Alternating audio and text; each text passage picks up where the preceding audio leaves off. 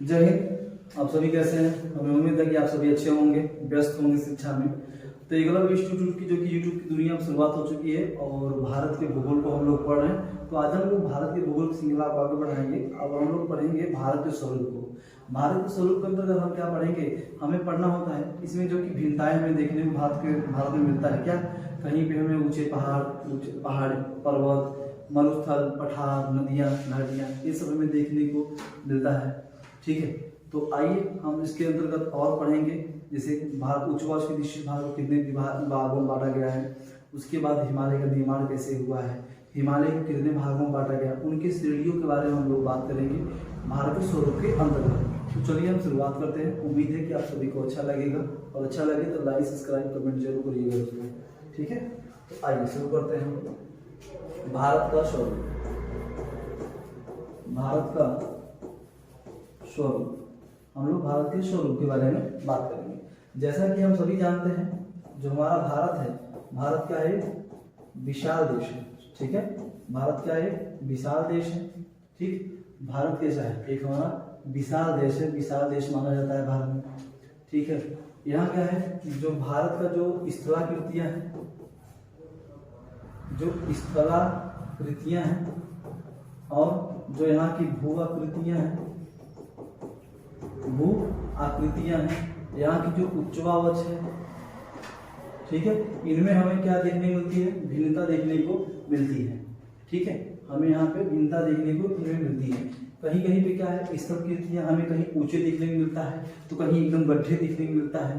ठीक है, कहीं जो भू आकृतियां होती हैं, बात समझ रहे हो, तो वहाँ पे कहीं जल का ही विस्तार है, कहीं सूखा पे विस्तार है, कहीं पे जंगल, पहाड़ियाँ सब देखने को मिलता है।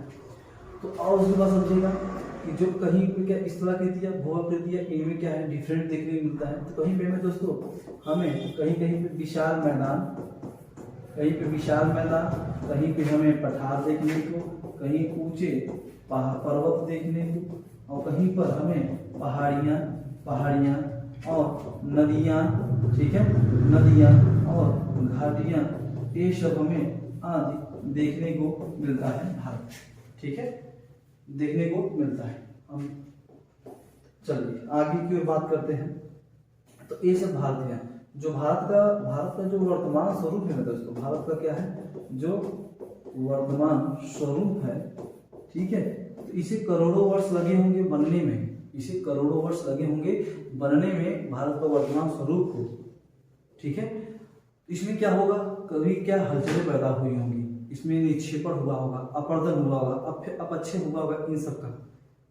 तो धीरे धीरे क्या हुआ, कहीं पे पर्वत बना तो कहीं पे घाटियां बन गई, कहीं ऊंचे स्थलाकृतियां बन गई, कहीं गड्ढे बन गए, ये सब हमें देखने को मिलता है। तो जैसे देखिएगा, भारत के उत्तर में, ठीक है, भारत के उत्तर में हमें एक नवीन मोड़दार हिमालय देखने को मिलता है, जो कि भारत का सुरक्षा कवच के रूप में खड़ा हुआ है हिमालय। तो वहीं पे कहीं पे हमें अरावली और सतपुड़ा और विंध्य जैसी पर्वत, हमें प्राचीन पर्वत हमें देखने को भारत में मिलता है। कहीं पे नवीन हिमालय पर्वत देखने को मिलता है, तो कहीं भारत में प्राचीन से प्राचीन पर्वत, अरावली, सतपुड़ा, विंध्य जैसी पर्वत यहाँ पे देखने को हमें स्थलाकृतियां मिलती है। ये बात ध्यान रखिएगा। ठीक है, आइए आगे की ओर हम पढ़ते हैं। हमें उम्मीद है कि आपको समझ में आ रहा होगा। ठीक, अब बात करेंगे तो ध्यान रखिएगा, जो भारत के उच्चवावच, ठीक है, तो जो भारत का उच्चवावच ध्यान रखिएगा, तो कहीं कहीं पे हमें ऊंचे पर्वत, कहीं पे हमें पहाड़ियाँ, ये सब, कहीं पे ऊंचे पठार, कहीं ऊंचे मरुस्थल, ये सब हमें देखने को मिलता है। ठीक है, आइए आगे की ओर बढ़ते हैं दोस्तों। तो ध्यान रखिएगा, जो भारत का क्षेत्रफल है, ठीक, भारत का क्षेत्रफल कितना है? 32,87,263 वर्ग किलोमीटर। ये भारत क्या है? क्षेत्रफल है। ये बात ध्यान रखिएगा। तो भारत के क्षेत्रफल में हमें 10.6% क्या देखने को मिलते हैं? ऊंचे पर्वत देखने को मिलते हैं हमें दोस्तों। और उसके बाद 18.8% हमें क्या देखने को मिलते हैं? पहाड़ियाँ देखने को मिलता है पूरे भारत में, ध्यान रखिएगा। उसके बाद 27.7% हमें क्या पठार देखने को मिलता है भारत में। उसके बाद 43% हमें क्या देखने को मिलता है दोस्तों, विस्तृत मैदान। क्या, विस्तृत मैदान। ये विस्तृत मैदान हमें देखने को मिलता है। बात ध्यान समझ में आ रहा होगा, हमें उम्मीद है कि आपको समझ में आ रहा होगी बातें। ये हमारे साथ नोट जरूर करिएगा, ठीक है। ये सब महत्वपूर्ण बेसिक पॉइंट है, हम आपको बेसिक पॉइंट्स ले चल रहे हैं और अच्छे मैप पर भी समझाएंगे। चलिए, तो आप बात करेंगे कि उच्चवावच की दृष्टि से, उच्चवावच के दृष्टि से, ठीक है, इसको 4 भागों में बांटा गया है। भागवत को उच्चवावच की दृष्टि से कितने भागों में बांटा गया है दोस्तों, तो 4 भागों में बांटा गया है। पहला क्या है, उत्तर भारत का पर्वत, उत्तर भारत का पर्वत। दूसरा, उत्तर भारत का मैदान, उत्तर भारत का मैदान। और तीसरा है पठार, जिसे हम लोग प्रायद्वीपीय पठार कहते हैं। और चौथा है समुद्र तटीय मैदान, ठीक है, समुद्र तटीय मैदान। तो उत्तर भारत का पर्वत, उत्तर भारत का विशाल मैदान, प्रायद्वीपीय पठार और समुद्र तटीय मैदान, ये 4 भागों में भारत की उच्चवावच दृष्टि से 4 भागों में भारत को बांटा गया है, ठीक। हमें विशेषतर पढ़ना क्या है दोस्तों, हमें पढ़ना है उत्तर भारत का पर्वत, ये विशेषतर हमें पढ़ना है। तो आइए हम शुरू करते हैं आगे की ओर। हमें उम्मीद है कि आपको ये समझ में आ रहा होगा। तो पहला हम पढ़ेंगे उत्तर भारत का पर्वत, ठीक है, उत्तर भारत का पर्वत। इसके अंतर्गत हम पढ़ेंगे कि हिमालय का निर्माण कैसे हुआ, कुछ प्रमुख सिद्धांतों के बारे में पढ़ेंगे, ठीक है। हिमालय को मैप के जरिए समझाएंगे, इसका निर्माण कैसे हुआ, किसके द्वारा हुआ, फिर इनमें श्रेणियां कौन सी, ये पढ़ना है, ठीक है। तो चलिए, उत्तर भारत के मैप, इसे हम लोग दोस्तों हिमालय प्रदेश भी कहते हैं, ध्यान रखिएगा, ठीक है। इसे हम लोग हिमालय प्रदेश के नाम से भी हम लोग जानते हैं, ये बात ध्यान रखिएगा। जो ये उत्तर भारत के मैदान है लगभग 5000 किलोमीटर तक ये क्या है, फैला हुआ है, एक चाप का आकार का ये फैला हुआ है। बात ध्यान रखिएगा, कितना, 5000 किलोमीटर एक चाप के आकार का लगभग फैला हुआ है, ठीक। इस हिमालय के निर्माण में एक है आपका सिद्धांत कोबर का भू-सन्नति सिद्धांत, भू-सन्नति सिद्धांत, ठीक है, भू-सन्नति सिद्धांत। और दूसरा है हैरी हेन्स का प्लेट विवर्तनिक सिद्धांत, प्लेट विवर्तनिक सिद्धांत, ठीक है, प्लेट विवर्तनिक सिद्धांत। हमें 2 देखने को ये सिद्धांत प्रमुख हमें मिला है, जो कि हिमालय के निर्माण में महत्वपूर्ण सिद्धांत अपने आप में माने जाते हैं। तो कोबर के सिद्धांत के अनुसार जो हिमालय का निर्माण हुआ है, जो हिमालय का निर्माण हुआ है लगभग 7 करोड़ वर्ष पहले हुआ है, ये ध्यान रखिएगा। कोबर के सिद्धांत के अनुसार जो हिमालय का निर्माण हुआ है लगभग 7 करोड़ वर्ष पहले हुआ है, ये बात ध्यान रखिएगा। कैसे हुआ है, आइए हम लोग मैप के जरिए समझेंगे। तो दोस्तों ध्यान रखिएगा कि हिमालय का निर्माण हुआ कैसे है। ये क्या है, हमारा धरातल है, ये क्या है, मेरा धरातल है, ठीक है। हिमालय का निर्माण लगभग 7 करोड़ पहले हुआ है, ये बात ध्यान रखिएगा। तो देखिए, होता क्या था कि जब सभी महाद्वीप एक में थे, तो सभी महाद्वीप क्या थे, एक में थे, सभी महाद्वीप एक में थे, तो इसे हम लोग कहते थे पैंथालांसा, ठीक, इसे हम लोग पैंथालांसा कहते थे। उसके बाद इसके चारों तरफ जल का विस्तार था, पूरे भारत देख रहे हैं, पूरे धरातल पे जल का विस्तार था। इसको हम लोग इसे हम लोग कहते थे पैंथालांसा सागर, ठीक, पैंथालांसा सागर के नाम से हम लोग जानते हैं। सभी महाद्वीप जब एक थे तो पैंथालांसा, और जो इसके चारों तरफ जल का विस्तार था वो पैंथालांसा सागर था, जिसे हम लोग टेथिस सागर कहते हैं। क्या कहते हैं, टेथिस सागर के नाम से हम लोग जानते हैं, ये बात ध्यान रखिएगा, ठीक है। तो हुआ क्या, इसमें हलचलें उत्पन्न हुई, अपरदन अपेक्षे निक्षेपण हुआ, ये 2 भागों में बंटने लगा, ये 2 भागों में दरारें हुई, ये 2 भागों में बंटने लगा। जब ये 2 भागों में बंटने लगा तो जो उत्तर का भाग था ये कहलाया अंगारा लैंड। क्या कहलाया? अंगारा लैंड। और यह इसे हम लोग लारेंसिया भी कहते हैं। क्या कहते हैं? लारेंसिया भी कहते हैं। ठीक है, उत्तरी भाग। दक्षिणी भाग जो था उसे हम लोग गोंडवाना लैंड कहते हैं। क्या कहते हैं? गोंडवाना लैंड।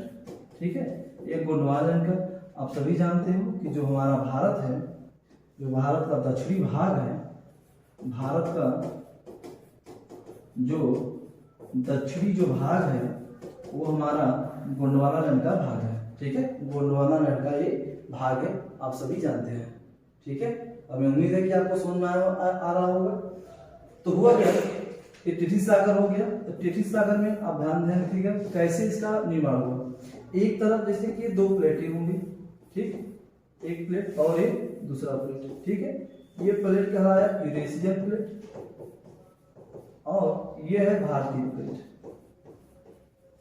भारतीय प्लेट। ठीक है, ये बीच में क्या है आपका? सागर। ठीक, ये है टेथिस सागर। ठीक है, ये है टेथिस सागर, बात ध्यान रखिएगा, टेथिस सागर है। इनमें भी नदियां महासागरीय झीलें हैं, यूरेशियाई प्लेट में और भारतीय प्लेट में नदियां झीलें हैं। ठीक है, बड़ी बड़ी नदियां हैं। तो दोनों जो प्लेटें हैं इसमें ही अवसाद अपना क्या कर रहे हैं? गिरा रहे हैं। दोनों जो प्लेटें हैं अपना अवसाद कहाँ गिरा रहे हैं?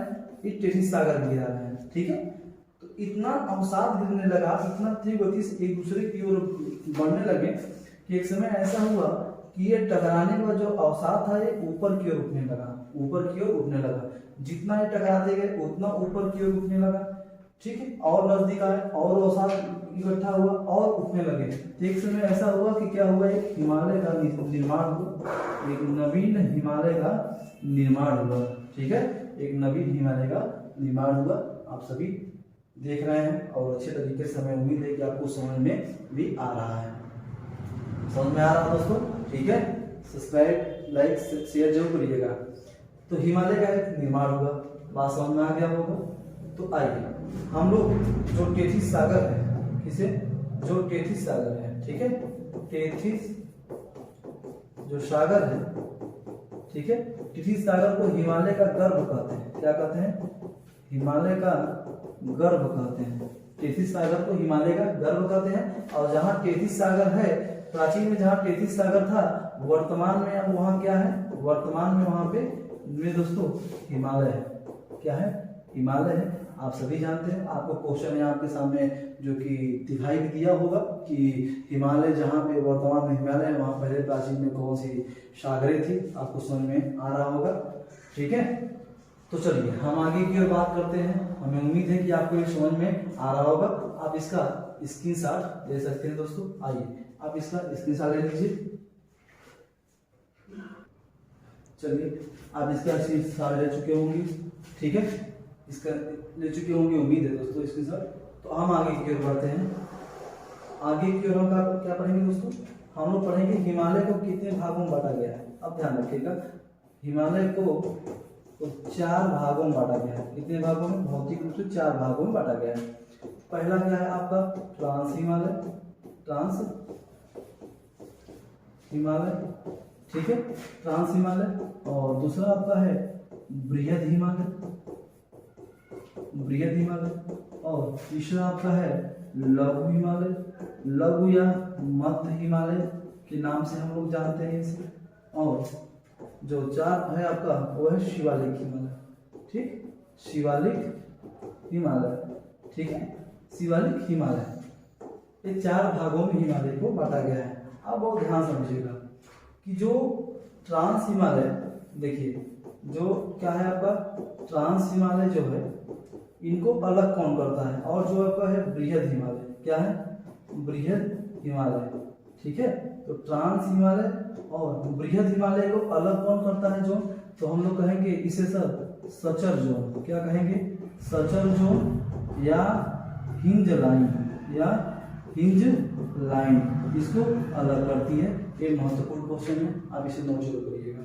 आगे की ओर हम बात करना चाहते हैं। आगे तीसरा हमारा है, इसके आगे हम बात करेंगे लघु हिमालय, ठीक है, लघु हिमालय। लघु हिमालय और मध्य हिमालय को अलग कौन करता है, ये बात ध्यान रखिएगा। Main central thrust, main thrust, ठीक है, मेन सेंट्रल थ्रस्ट। ठीक, अब हम आगे की ओर बात करेंगे जो आपका शिवालिक हिमालय है। ठीक, शिवालिक हिमालय, ठीक है। शिवालिक हिमालय और लघु हिमालय के बीच में क्या है, तो हम कहेंगे मेन सेंट्रल फॉल्ट, ठीक है, मेन सेंट्रल फॉल्ट। ये आपको समझ में आ रहा होगा, हमें उम्मीद है कोई दिक्कत नहीं होना चाहिए। चलिए हम सबसे पहले क्या पढ़ेंगे, ट्रांस हिमालय के बारे में पढ़ेंगे। जो है ट्रांस हिमालय दोस्तों सबसे प्राचीन हिमालय माना जाता है। इस हिमालय से पहले जो कि इसका निर्माण हो चुका था। सबसे नवीन हिमालय कौन माना था, तो शिवालिक हिमालय, ठीक है। तो चलिए हम लोग मैप पे समझते हैं और जबरदस्त तरीके से समझते हैं मैप पर। आइए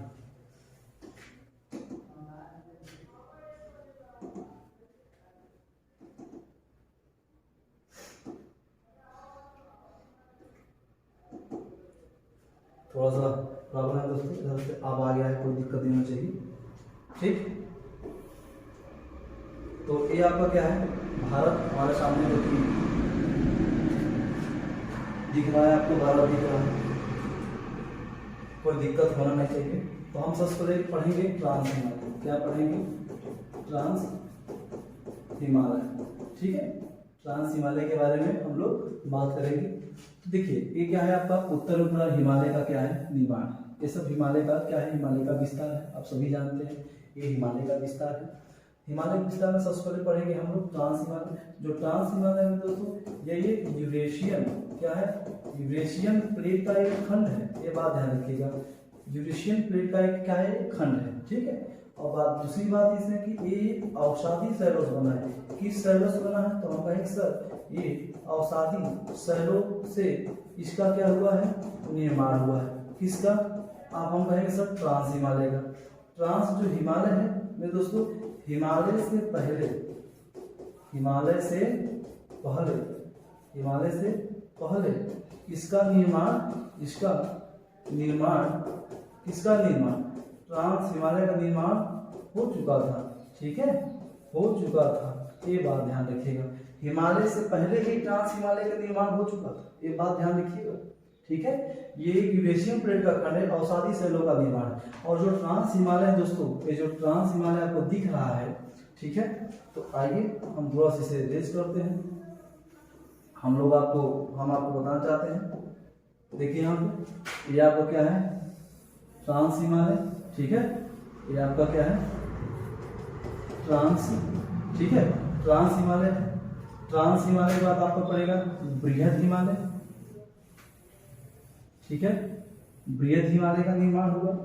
उसके बाद ध्यान रखिएगा, बृहद हिमालय के बाद दोस्तों, उसके बाद आपका पड़ेगा लघु हिमालय। उसके बाद आपका पड़ेगा दोस्तों शिवालिक हिमालय। किसका, शिवालिक हिमालय।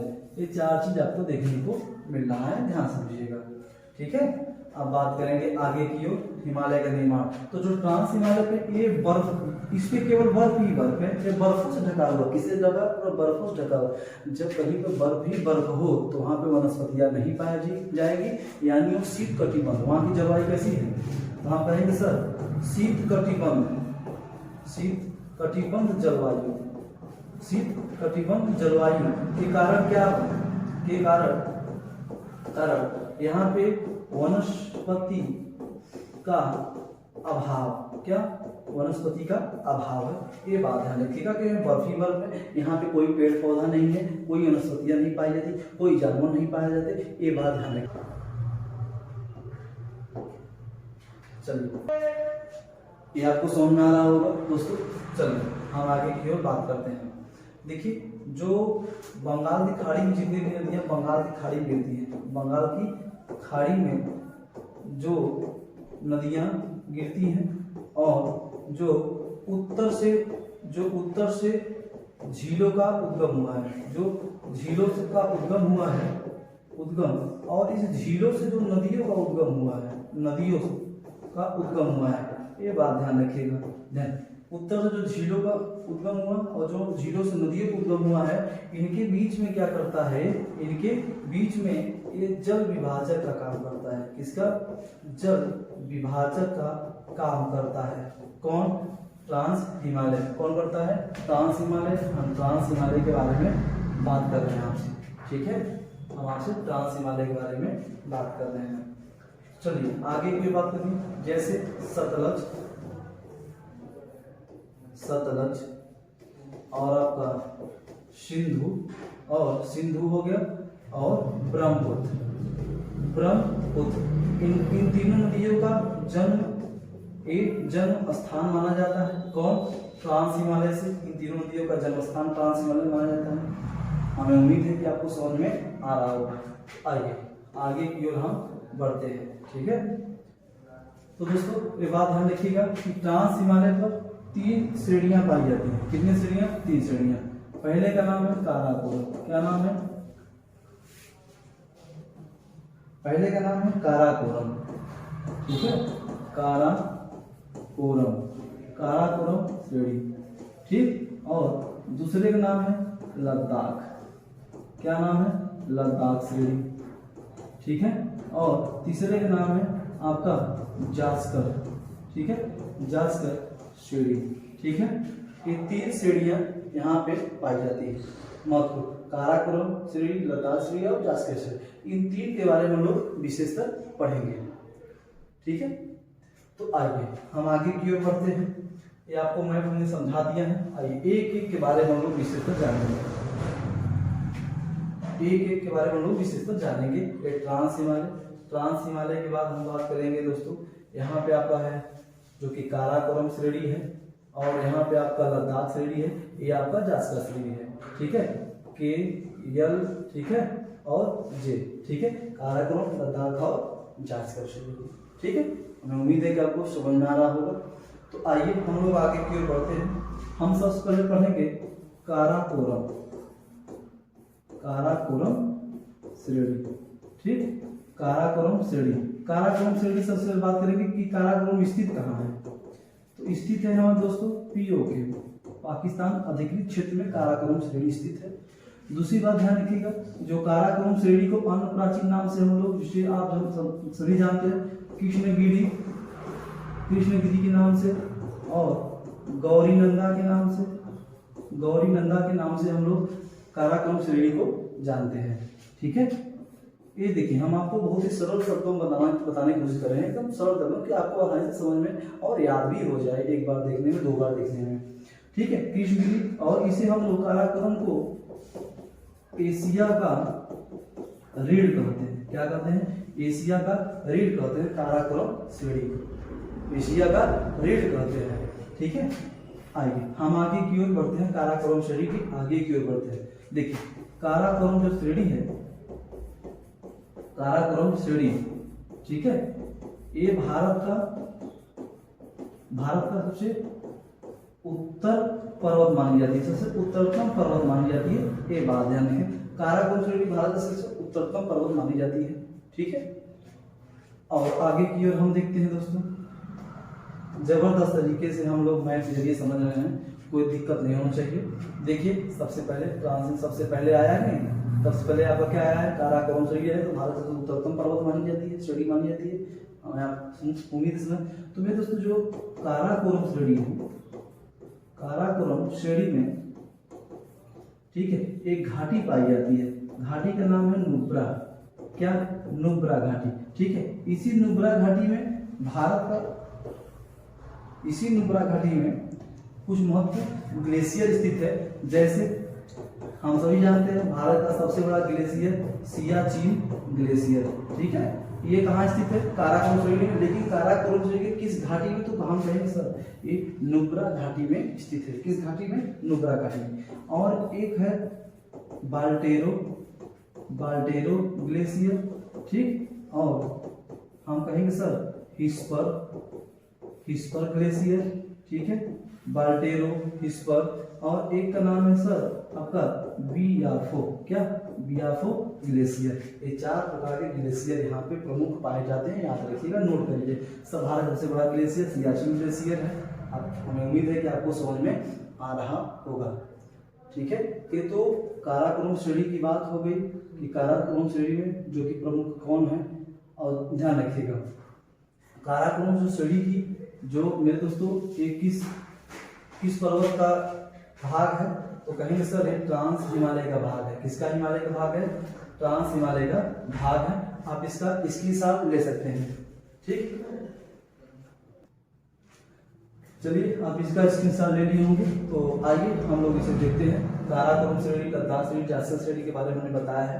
तो अब हम बात करेंगे दोस्तों अब हम बात करेंगे लद्दाख श्रेणी के बारे में। किसके बात करेंगे हम लोग? लद्दाख श्रेणी के बारे में। ये आपका हो गया लद्दाख। ठीक है, लद्दाख श्रेणी के बारे में हम लोग बात करेंगे। ये लद्दाख श्रेणी हो गया। ठीक, तो चलिए लद्दाख श्रेणी के बारे में हमारे साथ नोट करिए। ठीक है, नोट करिए भाई, लद्दाख श्रेणी। ठीक है, लद्दाख श्रेणी सबसे जानिए कि लद्दाख जो श्रेणी है, जो लद्दाख श्रेणी का सर्वोच्च शिखर कौन है? ध्यान रखिएगा, हम सभी जानते हैं सर्वोच्च जो कि प्रमुख पर्वत भी हम लोग कहेंगे सर कैलाश पर्वत। क्या कहेंगे? कैलाश पर्वत। ठीक है, लद्दाख श्रेणी में ही स्थित है कैलाश पर्वत। ठीक है, उसके बाद है विश्व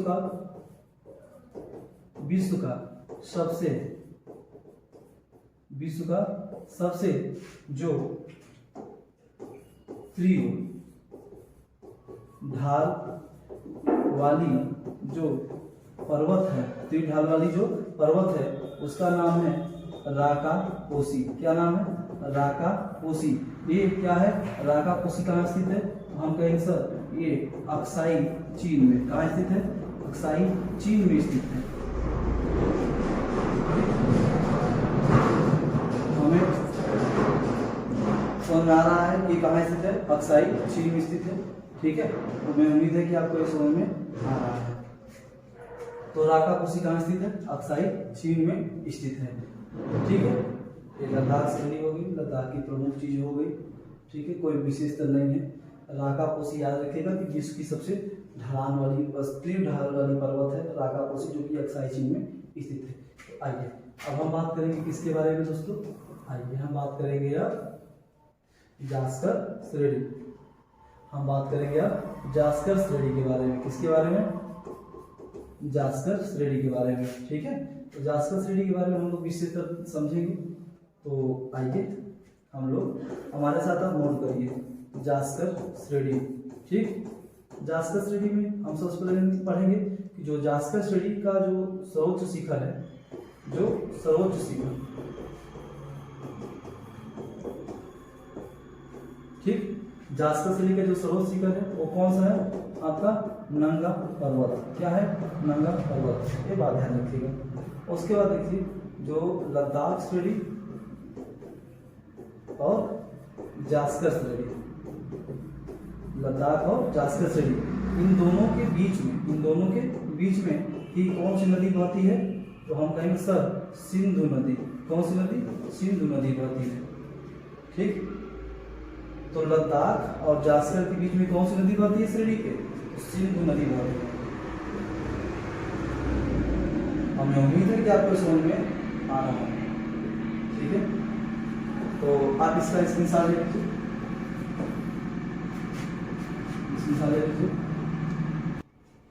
आप इसका स्क्रीनशॉट ले लिए होंगे दोस्तों। तो ये जो आप सभी जानते हैं कि जास्कर श्रेणी और लद्दाख श्रेणी के बीच में सिंधु नदी बहती है। ठीक है, आप ध्यान रखिएगा जो लद्दाख श्रेणी है, लद्दाख श्रेणी को काटकर सिंधु नदी, लद्दाख श्रेणी को काटकर सिंधु नदी, ठीक है, गुंजी नामक स्थान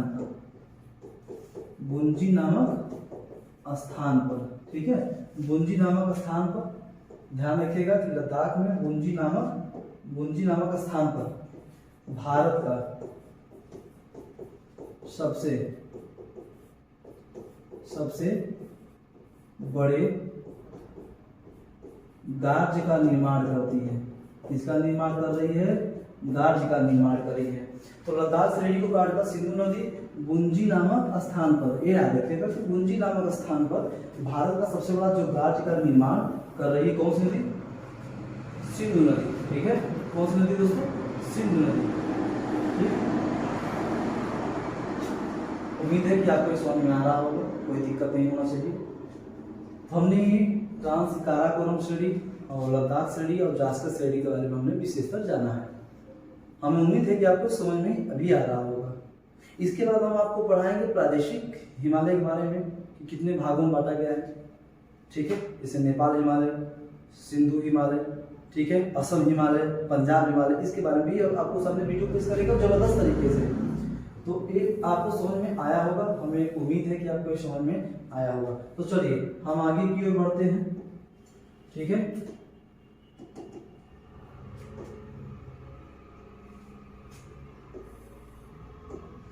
देखिए अब हम बात करेंगे दूसरा हमारा कौन सा हिमालय है? बृहद। बृहद हिमालय या तो हम लोग कहते हैं इसे महान हिमालय। ठीक, बृहद हिमालय या तो महान हिमालय के नाम से जानते हैं। सबसे पहले जानिए जो बृहद हिमालय है, ये हिमालय का ठीक है, हिमालय का एक पार्ट है। ठीक है, एक पार्ट कहिए या तो भाग कहिए, कोई दिक्कत नहीं है दोस्तों, हिमालय का पार्ट है। हिमालय की शुरुआत यहीं से हुई, ध्यान रखिए, क्योंकि हिमालय से पहले ट्रांस हिमालय की उसका निर्माण हो चुका था। तो यहाँ से हिमालय की शुरुआत, एक हिमालय का ही भाग है ट्रांस हिमालय, सॉरी बृहद हिमालय। ठीक है, आइए अब बात करते हैं विश्व की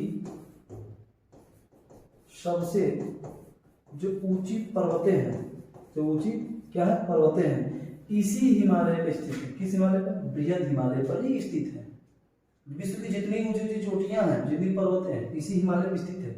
ठीक है, तो आइए हम लोग शुरू करते हैं। हमने बताया आपको क्या कि हम बात करने जा रहे हैं आपको बृहद हिमालय के बारे में। किसके बारे में? बृहद। हम लोग देख रहे हैं बृहद का मतलब ही बड़ा होता है। ठीक है, एक बड़ा स्वरूप होता है। ये आपका बृहद हिमालय हो गया। क्या हो गया? बृहद हिमालय का हो गया बात। तो सबसे पहले बात करेंगे यहाँ पर्वतों का। तो एक पर्वत का नाम है यहाँ नंगा पर्वत। ठीक, कौन सा पर्वत? नंगा पर्वत। और उसके बाद ध्यान रखिए यहाँ पे जो उत्तराखंड में, जैसे उत्तराखंड का जो भाग है ऊपर वाला, यहाँ एक पर्वत का नाम है त्रिशूल, नीलकंठ, ठीक है, बद्रीनाथ, नीलकंठ, बद्रीनाथ, त्रिशूल, उसके बाद केदारनाथ। ठीक है, केदारनाथ मेरे दोस्तों। उसके बाद हम बात करेंगे नंदा देवी। ठीक है, नंदा देवी।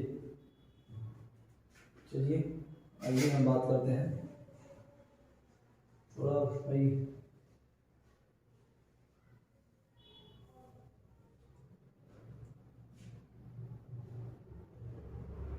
ठीक, त्रिशूल, नीलकंठ, बद्रीनाथ, केदारनाथ और नंदा देवी।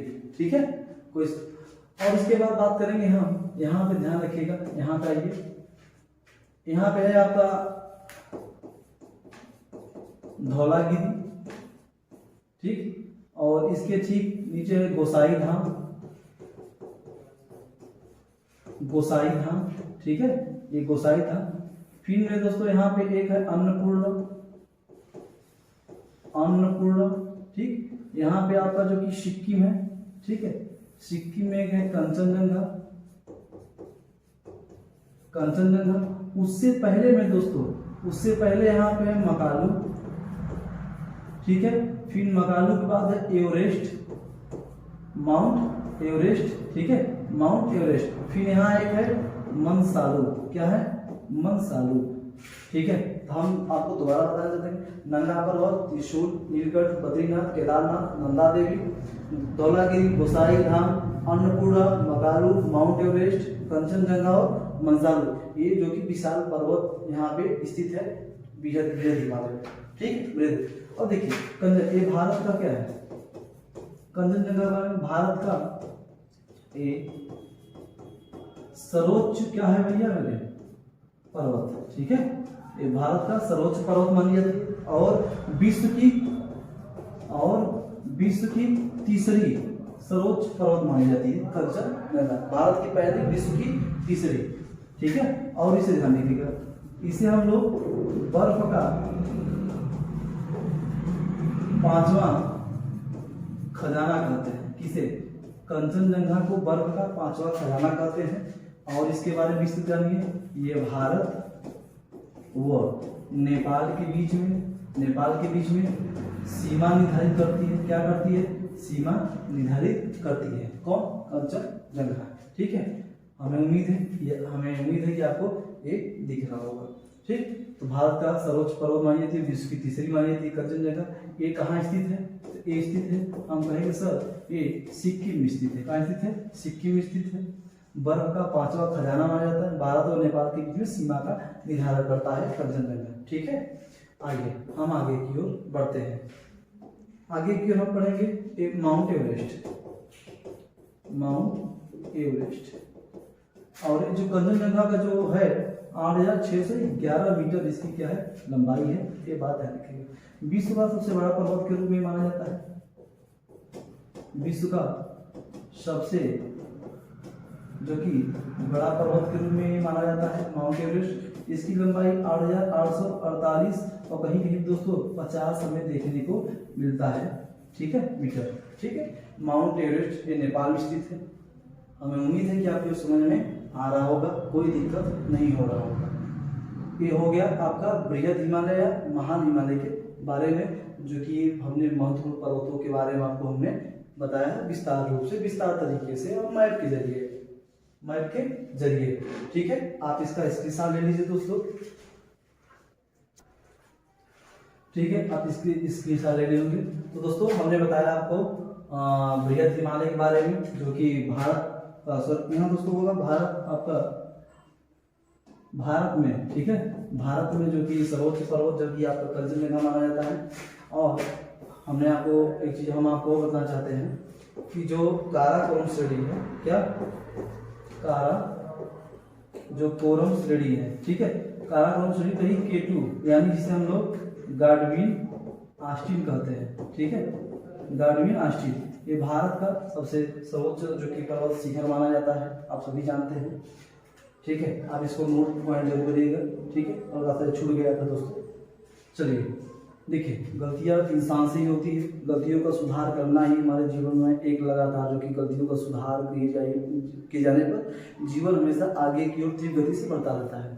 ठीक है, आप एक गलती को सुधार किए हैं। ठीक है, क्षमा ऐसा चाहते हैं। तो आइए आगे की ओर बढ़ते हैं। एक बृहद हिमालय के बारे में बात कर दिया, तो अब हम बात करेंगे मेरे दोस्तों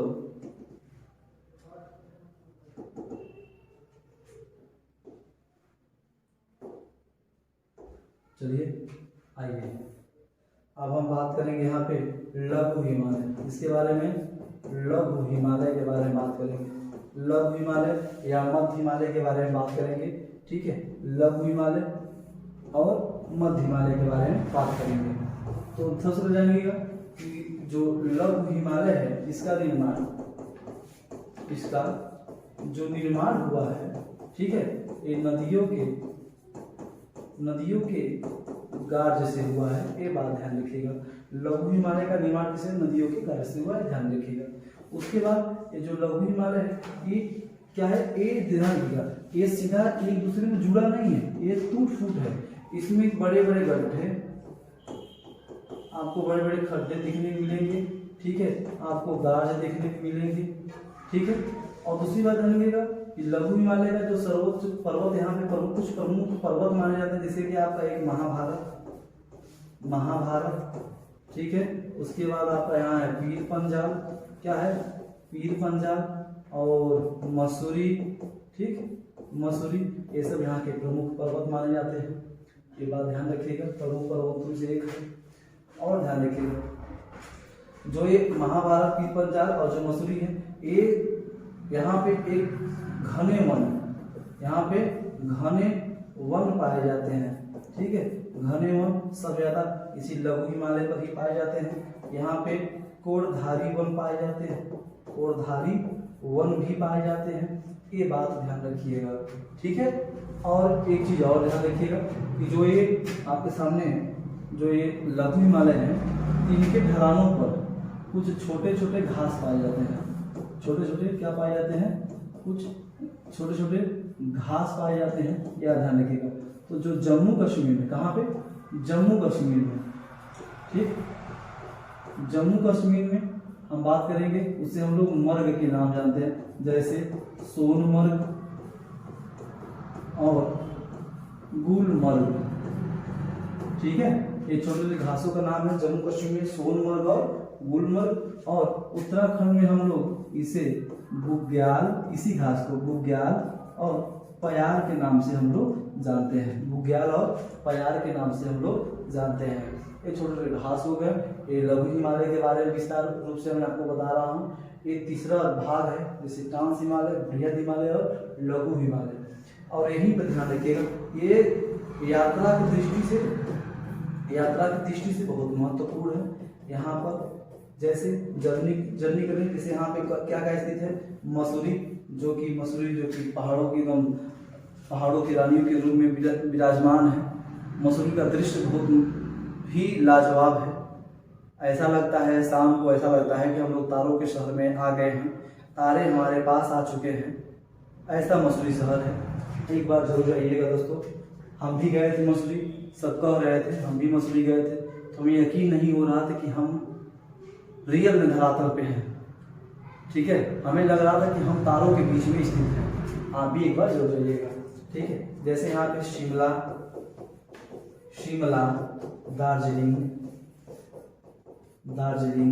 ठीक है, रानीखेत, ये यात्रा की दृष्टि से बहुत महत्वपूर्ण है, ये स्थान है। आप एक बार जरूर जाइएगा जीवन में आप, ठीक है। तो हमने लघु हिमालय के बारे में बताया आपको, जो कि बहुत प्रमुख है। ये हिमालय जो लघु हिमालय है ना, ये टूट फूट का हिमालय, ये एक साथ जुड़ा नहीं, कहीं पे टूट गया है तो यहाँ आगे से, फिर आगे से टूटता चला गया है। बड़े बड़े खड्डे इसमें पाए जाते हैं, ठीक है। हिमालय के गाछ ढेर पाए जाते हैं इसमें, ये बात ध्यान रखिएगा, ठीक है। तो ये हो गया लघु हिमालय। क्या हो गया आपका, लघु हिमालय। तो आइए हम आगे की ओर बात करना चाहते हैं आपके। अब हम बात करेंगे शिवालिक हिमालय। किसके बारे में, शिवालिक हिमालय के बारे में बात करेंगे, ठीक है। शिवालिक हिमालय,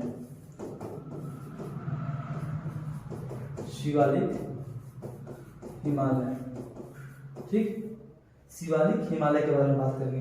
तो शिवालिक हिमालय ये पाकिस्तान का जो कोतवार है, कोतवार का पठार है, ठीक। कोतवार के पठार से कोसी नदी तक, कहाँ तक, कोसी नदी, ठीक है। कहाँ तक, कोसी नदी तक। थोड़ा सा यहाँ देखिए भाई, कहाँ तक है दोस्तों, कोसी नदी तक।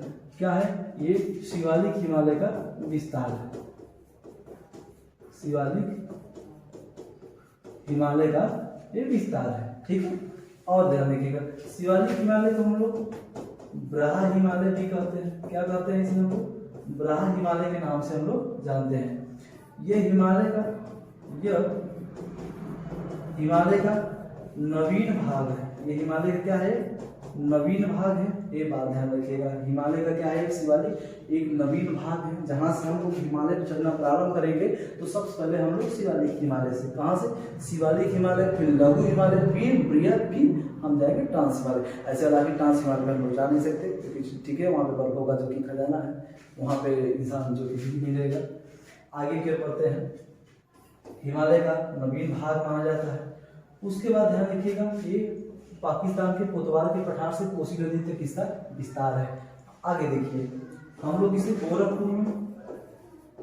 गोरखपुर में इसे किस नाम जानते हैं, हम लोग इसे डुमडवा श्रेणी, ठीक है। और इसके पूर्व में, गोरखपुर के पूर्व में किस नाम जानते हैं, चुरिया मुरिया श्रेणी के नाम से हम लोग जानते हैं, ठीक है। चुरिया मुरिया श्रेणी के नाम से हम लोग जानते हैं, ठीक है। तो ये हो गया शिवालिक हिमालय के बारे में हो गया। उसके बाद आप जब अरुणाचल प्रदेश पहुंचेंगे, ठीक है, अरुणाचल प्रदेश में जब हम लोग पहुंचेंगे तो इसका कुछ भाग यहाँ पर भी हमें देखने को मिला है शिवालिक हिमालय में, ठीक। तो हमें बस ये जानना है कि जो शिवालिक हिमालय है, ये जो कि हिमालय का एक नवीन भाग है, इसका विस्तार हमने आपको बता दिया है। और इसका जो कि गोरखपुर में किस नाम से जानते हैं और इसके पूर्व में किस नाम से जानते हैं, ये महत्वपूर्ण चीज़ है। ये बात इसको ध्यान रखिएगा। तो इसी वाली हिमालय हो गए, ठीक है। तो मेरे दोस्तों हम आगे, हमें उम्मीद है कि आपको वीडियो पसंद आया होगा और ज़बरदस्त तरीके से आप नोट भी किए होंगे, आपको कुछ ऐसे याद भी हो गया होगा। तो आप आगे वीडियो जो बनाएंगे वो होगा हिमालय का प्रादेशिक विभाजन। ये तो भौतिक विभाजन हो गया। आगे हम नदियों के आधार पर हिमालय के जो बांटे हुए हैं, ठीक है। सर जो सिडनी गुराड है उसने जो कि उन्होंने क्या किया कि नदियों के का विभाजन, हिमालय को नदियों के विभाजन के रूप में बांटा गया है। तो इसके बारे में हम लोग वीडियो बनाएंगे। तो हमें उम्मीद है कि आज का वीडियो आपको ज़बरदस्त लगा होगा और आप लाइक शेयर सब्सक्राइब जरूर करेंगे। तो बस आज के लिए इतना ही। दीजिए भैया, जय हिंद।